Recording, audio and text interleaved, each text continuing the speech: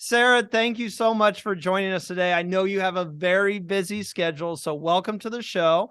We're going to get right into it. If you haven't seen the show before, we like to ask questions that are more laid back. We do get to the main talking points of your time on the show, but the first thing that we want to know is, how did you go from Miss World Australia to out there starving on the jungles of Samoa? How did that transition happen? How did this whole journey get started for you?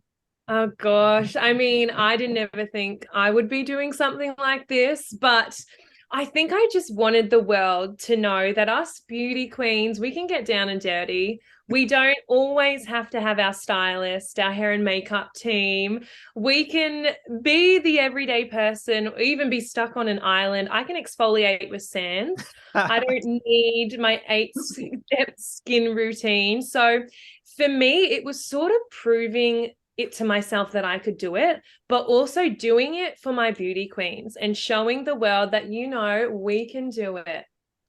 Now, Sarah, in comparison to being on Survivor and being in the pageant community, what is two of the similarities? I mean, it's a bit obvious, the stabbing in the back. I was a What? perfect No way. Been stabbed in the back at Miss World and officially stabbed in the back on Survivor. It brought back a little bit of those memories, a few tears, but that's the game. That's the way it's played. It's actually very similar than people would think. Not being able to trust contestants, not knowing what's being said behind your back, not knowing if you've actually built a proper relationship with them. Just like me at Miss World, thought I was besties with Miss Grease, but I obviously wasn't. I was actually I know most people are like, oh, thank God she didn't push Miss Grease down the stairs. When you revealed that while you were walking out, I was like, oh my gosh, I was so into it. I was like, I know, thankfully she's okay, but I'm like, I'm into this like villainous side of Sarah. Yeah. Would you say it's more competitive in the Survivor world or the pageant world if it came down to it? I honestly think it is very similar. I mean, how competitive can it get? I mean, Miss Grease accusing people of viciously attacking her is her line exactly. And it's the same as Survivor. I mean, you brutally tell someone to their face, I got you. You're my bestie. No matter what, I'll never vote you out. And then boom, being voted out. So they're actually very similar, the game plans. But you know what? Miss World prepared me for Survivor. When it first happened to me, the whole Miss Grease stuff, it really hurt me for years, for so many years. But it happened to me again at Survivor. George kicked me down those stairs. My whole tribe did. And it didn't hurt as much because you just prepared for it. So at least on Survivor, you were prepared. Now, when Jerry came over in the middle of the night, what was your first thought? My first thought was, do not wake me up. I need my She needs her beauty sleep. We know how this goes. Oh, yeah. And that's the thing. Everyone's rushing to him. I looked up and I was like, oh, and I just fell back asleep. I was like, can you guys just keep it down? Seriously, I have a very big day tomorrow. And that's probably where I lacked, is I wasn't motivated to get in and be aggressive and be like, come on, Jerry, let's work together. You can trust me. George and Simon are all on top of that. They are returnees, though, so they understand the game. This is my first time. I'm just trying to get through every day here and make sure that I'm eating and I'm sleeping well. So maybe I should have been a bit more aggressive when it came to game chat and getting to know people on that personal level. Was that the day before a challenge too? I just have to know when Jerry showed up. Yeah, we had a challenge that morning. That's why I was like, why would you send him here now? Please, we need our sleep. And to think that George and Simon are up talking to the cameras, I was like, as if I could do that. I'm trying to forget the fact that I haven't eaten in days, and I'm just trying to sleep peacefully here. I was going to say that changes everything. The whole aspect of like, we saw George and Simon basically fighting over who gets to cuddle with Jerry. And that is crazy. Abraham, I know you have a question now. Sorry to cut you off there. Now, from the edits, we always know that any challenge doesn't happen that quickly. So how long was that puzzle challenge for real? Which puzzle challenge? We had to, the This is last the one one, before the sign language one.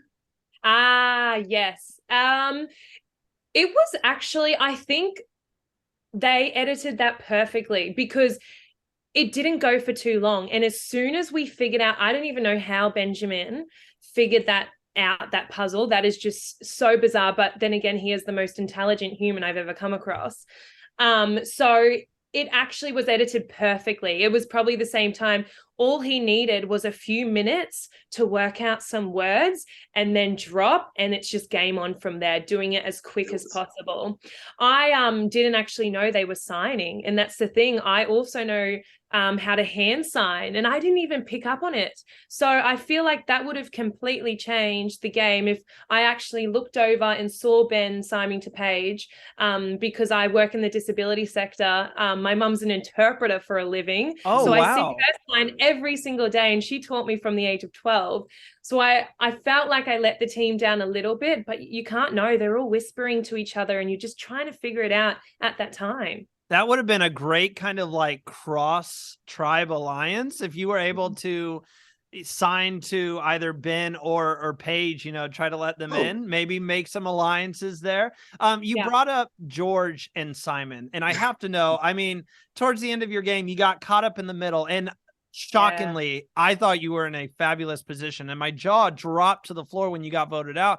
I'm like, Simon dropped the ball there. I'm like, I felt like you could have been used as a number for him to get George out and just to cut you loose like that. He's running out of opportunities to do so, and we'll see where that takes him down the road.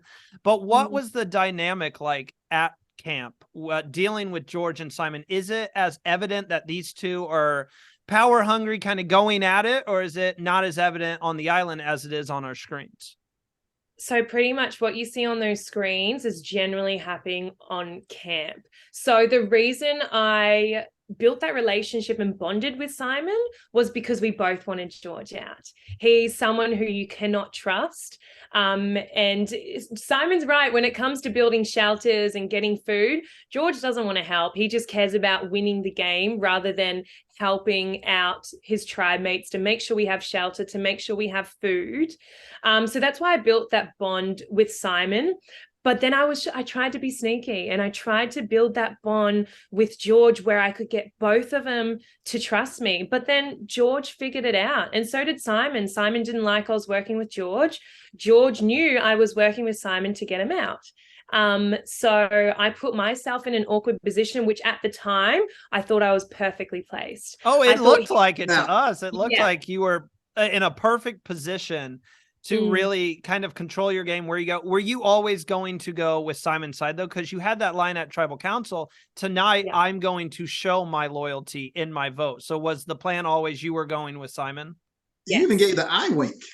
Yeah, exactly. I looked at him because it was just getting a bit weird. And so I looked at him to wink to be like, all right, we're still going, aren't we? We're still doing that vote. And then he winked at me back, and I was like, perfect, we're on here. And that's me trying to build that trust with Simon and Geordie and everyone else who was voting for George. One, we all wanted it out, and just to build that alliance and say, look here, guys, you can trust me. And they were wonderful shields for me because they are returnees. And at the end of the day, when it comes to tribe swap or when we all combine, people are going to want them out over me because I'm a newbie. No one knows what I'm capable of. So I saw them as a wonderful shield. But it backfired. They saw me sweet talking everyone on behind the scenes. And they knew that I was a stronger player than I led out to be. I didn't even tell them I was an athlete. I've been an athlete since I was 4. I've trained professionally and at a high level. So I'm capable of completing these challenges. And I tried to keep it on the down low, but unfortunately I showed too much on the challenges. And all of it overall, it backfired on me completely. Now, George was my roommate before, so I've met him, and I'm like, is he a villain? Because I was like, that's not the George I know. So if you had to take somebody from the Heroes tribe and put him on as a villain, who would you pick? I reckon Sean at the moment. I mean, that 6'7" guy, he's been sneaky from what I've been seeing on that show. I thought he was a big friendly giant. I thought he was so, so lovely. But hearing the stuff and like he's playing with his friends. He's saying, yeah, go look for that idol when he's found it already. I mean, that is pure evil, and he deserves to be on the villain side because his game plan is just so sneaky. Now, when I did my season when I was in Fiji, and you don't realize what the other tribes are doing until it airs. Did you look at it and say, I wish I would have been put on a different tribe, or I would have liked to work with a different group, or did you feel any kind of way, or you said, hey, I'm in the right spot with the villains? I mean, who doesn't want to be on the tribe with, who doesn't want to be on the tribe with Sean? Let me just say, like, whatever tribe Sean is on, you're going to be better at the challenges. Oh, the villains are just so entertaining, and we just play off of each other constantly. You could see that with Fraser and Geordie. We just play off each other. Same as the girls. We're just throwing sass all around. We're joking. We're taking the piss out of everything. Like, it's just a lot of fun. I don't think I would have had that much fun on the hero side. I mean, who wants to act perfect 24/7? I've been doing that my whole life. As soon as I was elected as Miss Australia, I'm the most amazing person in the world, can't say anything out of place, can't act out of place. So it was so refreshing to play to that villain character and say things that I wanted to say. It was a lot of fun. Now, a dynamic that we're seeing kind of take place this season, excuse me, as I get my words under me here, is if you count Jerry's vote out, the first 6 people voted out of the game have been new players.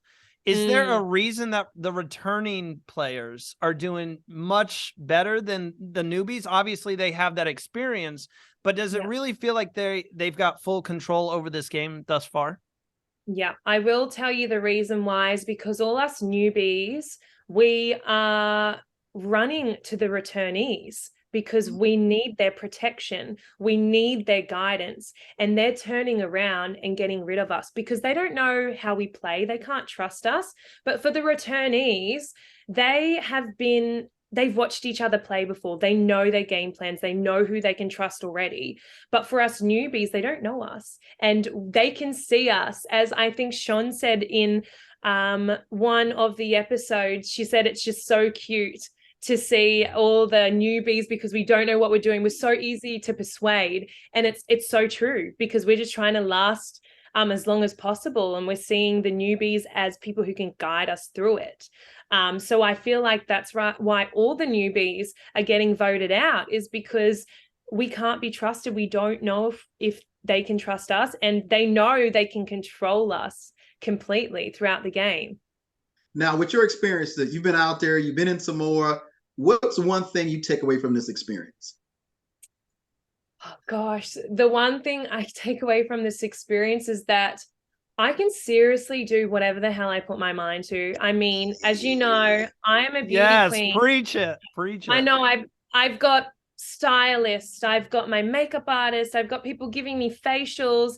I went to Samoa with nothing but the clothes on my back. I let all of this come out, all the spots and the dots, and I owned it. And I just thought, why in this real world do I care what I look like? Why do I care about my appearance? When I was on Survivor, I completely forgot about that. And it was just about surviving and just going throughout every day, just doing your thing. And I thought, why don't I implement that into the real world?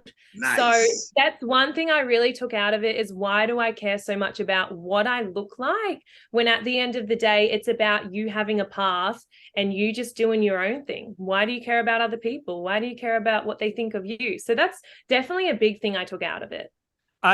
I'll just say, from all the exit interviews I've done so far this season, that's a question that we always like to ask, is look past the game. What are you taking away from this experience?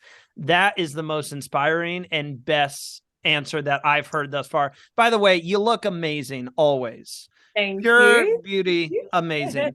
But I will say, I love that because we know in Survivor, you go and you get to really be your true self. If you choose to go down that path, you can choose to be someone else. But if you really want to, you can go out there and be who you are with these people that you've never met before and just be who you truly are. The other question that we like to ask, and we have time for one more question here, and that's, we want to know, would you ever go out and play again? Because you said you were your true self this season. You kicked ass. Just watching the challenges. I can't remember if you said it in a confessional, but you mentioned your sports background. Is that in AFL? Is that in So I played rugby league since I was 4. I have done it my whole entire life. And that's an aggressive sport. So it was really fun to implement that into Survivor with the challenges. So it was so much fun because they saw me as a beauty queen. They had no idea about my sporting background. So that was probably the funnest thing, is just shocking everyone. Like, whoa. Now we didn't get you versus Sean. I need to see this now. I need it. Who's going to be the winner? But would you play again if they called your phone and said, Sarah, come on, get back out here. You're going to be a returnee this time. Are you going back out? I wouldn't say no. And that's because I feel like I have a lot to bring back. I know how it works now. And I think I would go back for some revenge. I really would. And whatever they did to me, those returnees, I'm going to be doing them to the newbies. So there's a little bit of revenge that I need. So if they offered, probably wouldn't say no. Sarah's revenge tour. Give it, I'm saying 3 or 4 years, guys. She's coming back. I can't wait Sarah, to see you back out there. Great to see you out there. You had a blast, and I saw you having a blast. It's a great adventure, and it's always good to see another survivor. Thank you so much. I appreciate the chat, and I'm sure I'll talk to you guys soon. But thank you for having me. Best of luck the rest of the day with everything you have planned, and we would love to have you back on. So have an amazing day, Sarah. Thank you so much. You too. See you later, guys. Great to meet you. Bye.